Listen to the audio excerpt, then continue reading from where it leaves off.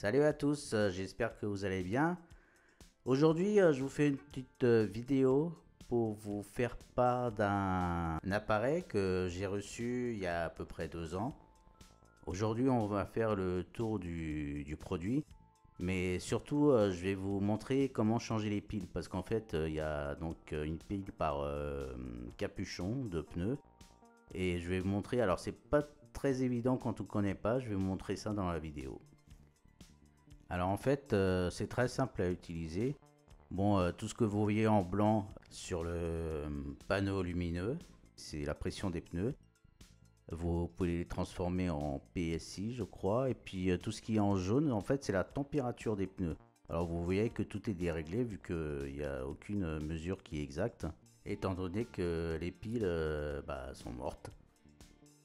Alors cet appareil, je l'ai branché une seule fois chez moi depuis que je l'ai. Il se branche avec un câble USB. Vous pouvez le brancher sur l'allume-cigare, mais en fait, depuis que je l'ai mis dans la voiture, je l'ai jamais rechargé.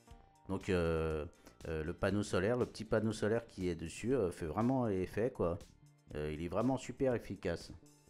Et comme vous le voyez, la petite pile qui clignote indique qu'elle est en charge solaire.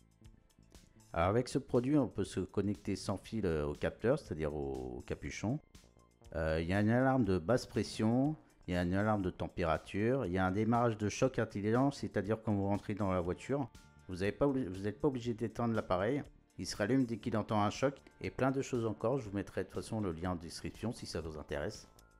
Après une présentation rapide du produit, je déballe les piles que j'ai reçues pour les changer. D'où cette vidéo, ce tuto concernant le changement des piles. Alors donc comme vous le voyez, c'est des piles CR1632 qu'il faut, il en faut 4, mais oui, et oui, parce que j'ai 4 pneus, 4 roues, vous suivez pas hein. Alors là c'est la présentation de la boîte. Alors vous allez me dire pourquoi j'ai marqué avant gauche, arrière gauche, les petits trucs, en fait c'est moi qui les ai fait.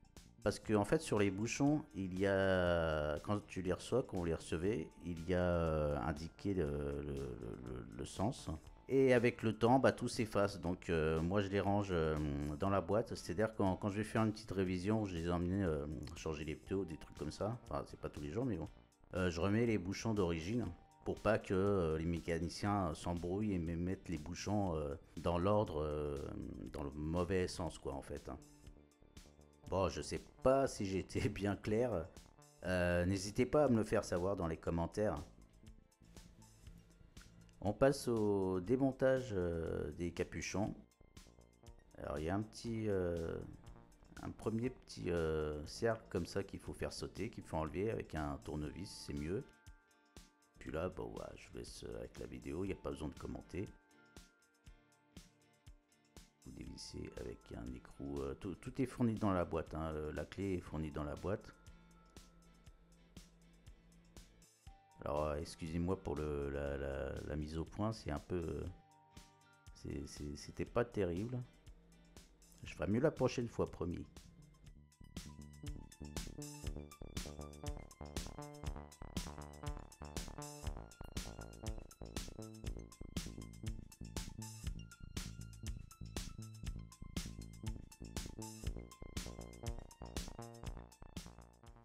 Alors je vous montre qu'un seul montage, hein, je vous épargne les 3 autres, vous l'avez compris, c'est le même principe.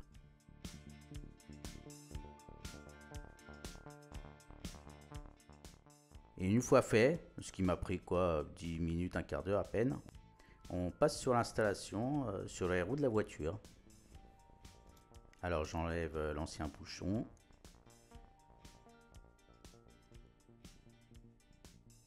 Et là, je mets le petit écrou. En fait, c'est un écrou anti-vol. Ça sert pour pas que si quelqu'un veut vous prendre les petits bouchons, bon, ça servira strictement à rien si quelqu'un voulait prendre, mais bon, c'est une protection comme ça.